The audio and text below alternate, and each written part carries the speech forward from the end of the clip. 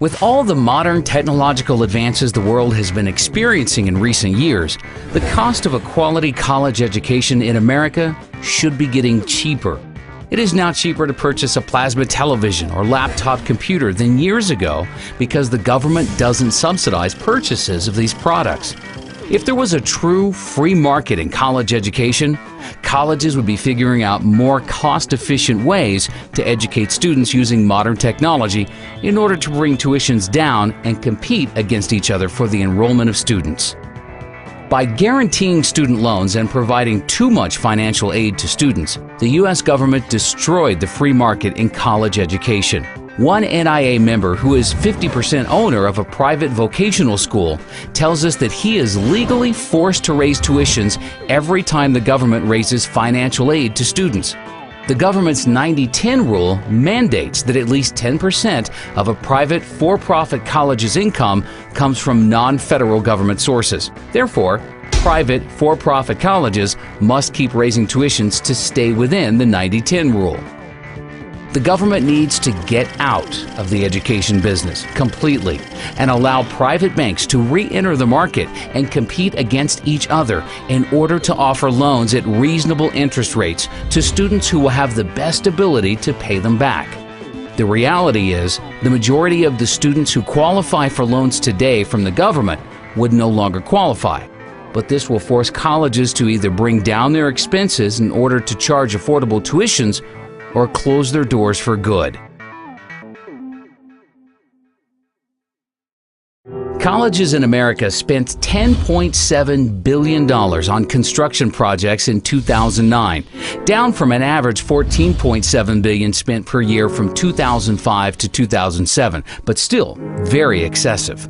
Colleges have recklessly spent to build new libraries, gyms, sports arenas, housing units, etc., all for the purpose of impressing potential students and their families. None of these projects have added anything to the quality of college education in the U.S. Many colleges have very large levels of debt they undertook to build new construction. With most college endowment funds being crushed in recent years due to collapsing real estate and stock market prices, many colleges have very poor balance sheets that won't be able to withstand the slightest drop in enrollments. Jocks! Grown-up jocks! Excuse me, they're coaches now. Hey, coach. Making millions of dollars. For what does this have to do with education? What a waste. What a waste. 2-bit universities fielding baseball teams, football teams, basketball teams. For what? To entertain the kids? Yeah, you can do this if you're a very rich society and you have the money to waste, but not during a great recession. And not as the median household income of the country continues to decline. And not as you're sending all of these kids to get degrees in worthlessness, because that's what these university degrees are, a lot of them. It's a waste of money, it's a waste of energy, and it's an affront to anyone who really wants to think seriously about an education, because it has nothing to do with the NCAA. We are sort of seeing the perfect storm.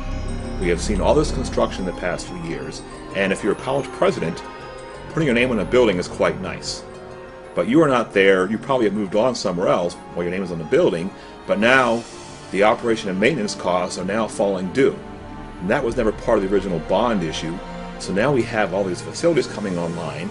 Students, are being stressed financially. Parents are being stressed financially. Tuition is going up like crazy. Even those schools that are lucky to have endowments, typically they're not having the return they used to have in the old days. So there is just this tremendous, culmination of things all coming together that is just going to just stress the system completely. We just saw that there were even riots in UCLA when they saw a 32% increase in tuition. I mean, do you think that we'll start to see a lot more, riots and students getting angry at these tuition prices? I would love to see a little more activism on the part of my students. I think they have been taking this now for such a long time that maybe it's just part of the scenery now, and they're not really worried about it anymore. And I also think a person that's 20 years old, 22 years old, does not realize the implications of not being able to escape student loan debt. When I was in my high school years, at that time, many people were going to college, borrowing the money to go as far as all the way through medical school. And when they graduate from medical school or law school, they would simply just up and declare bankruptcy. But in its wisdom a few years ago, as you probably know, Congress changed those rules in that you can no longer discharge student loan debt through bankruptcy. And now, even if you happen to make it to Social Security and you still owe them money, they're going to come after your Social Security check, if it exists, which I don't think it will. With NIA projecting all U.S. interest rates to rise dramatically over the next few years to multi-decade highs, many colleges will likely be forced to double or triple their average tuition inflation rate to 10 or 15% just to cover rising interest payments. As the word spreads about this documentary and Americans become educated to the truth, more and more students will wake up to the fact that college education is the largest scam in American history. We are about to reach a point where students say enough is enough and refuse to pay higher tuition prices. There are currently a total of 4,168 public and private 2- and 4-year colleges in the U.S. In the near future, as the U.S. dollar begins to collapse and American families are forced to spend more than 30% of their income on food, we expect to see a sharp contraction in the number of colleges in America. NIA conservatively believes 20% of American colleges will close by the year 2020. Of the colleges that remain open, NIA projects an average decline in enrollments by the end of this decade of between 15 and 30%. In fact, enrollments by American students in each college could decline by as much as 50%, with Chinese students using their soon-to-be strong yuan to become educated in the U.S. and price American students out of the market. NIA also projects for most colleges to reduce their faculty sizes by between 25% and 40%, which will mean larger class sizes and a further decline in the quality of education. If we were doing such a wonderful job and producing such geniuses coming out of universities, you think we'd be in the problems that we're in now? Do you think that we would be among the most unhealthy nation of people in developed nations? Do you think that we would be gobbling down junk food? Do you think that we would be prescription drug addicts as a society? Do you think that we would be in the greatest recession that's heading toward the greatest depression? Do you think we would be in Iraq and wasting trillions of dollars fighting losing wars in Afghanistan and now in Pakistan? Do you think that we would have presidents and senators and congressmen and legislators of such low mentality that we have now? Do you think that we would have the rampant greed of the white shoe boys on Wall Street if the universities were turning out anything of quality, considering the trillions that are spent and the tens of millions that are educated? By their deeds you shall know them. Look what American universities have produced.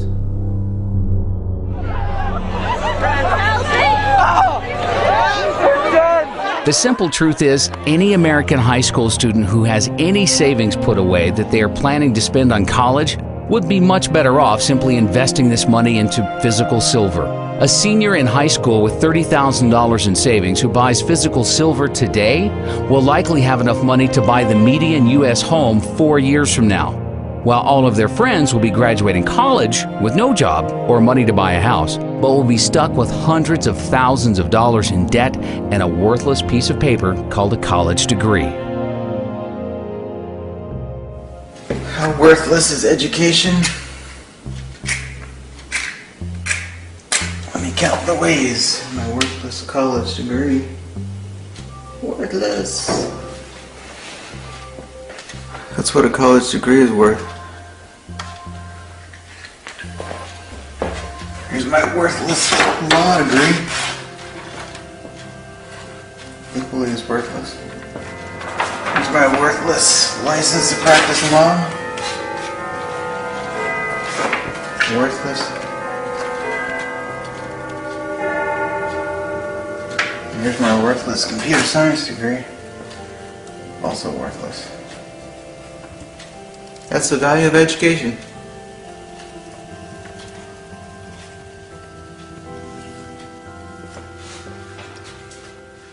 If somebody were graduating from high school today and wanted to know whether they should go to college, I would say they should run, not walk, away from college.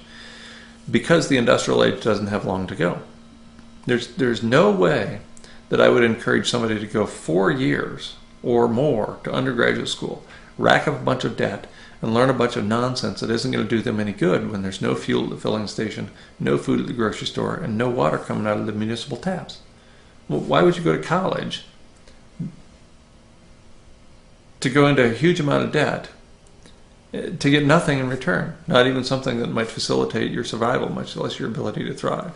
So at this point, at this late era in the industrial economy, I wouldn't encourage anybody to go to college. It hasn't been a very good deal for quite a while, and it certainly is a really bad deal now. I confer upon you the degree for which you have worked so hard, with all the rights, privileges, and responsibilities thereto.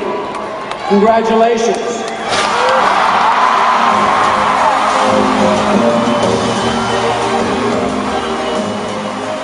As fast as college tuition costs are rising, the value of a college degree is declining even faster. The youth in America today need to be taught to think for themselves and realize that there is no value to having a college degree if everyone else has one. I was in the student union where graduation was about to take place, and they had a series of plaques on the wall. And they listed all the students who had graduated with a 4.0 grade point average. And the first plaque had, all the plaques were basically full of names. But the first plaque had the first 50 or 60 years of the university represented. To fill that plaque with the 20 or so names on it required 50 or 60 years of higher education. Of course, in the most recent 5 years, there are multiple plaques for every year. We're churning out 4.0 students at the rate of a couple hundred a year. That used to mean something. If you're the only person in the first 40 years of the history of the institution to have a 4.0, that's meaningful. Now everybody's a 4-point student. Our standards have fallen so profoundly that anybody with a heartbeat can get a 4-point average. It's just absurd. The U.S. Bureau of Labor Statistics reported in April of last year that as of October 2009, 70.1% of 2009 high school graduates were enrolled in colleges or universities, an all-time high since they began keeping this statistic, and up from 68.6% of 2008 high school graduates enrolling into college. In other words, there is no longer anything special about a college degree in America if 70% of everybody else is also attending college to receive one. NIA is working hard to ensure that it will soon become common knowledge in the U.S. that a college degree gives you no advantage over the rest of the population. When Americans finally learn the truth, the college bubble in America will burst.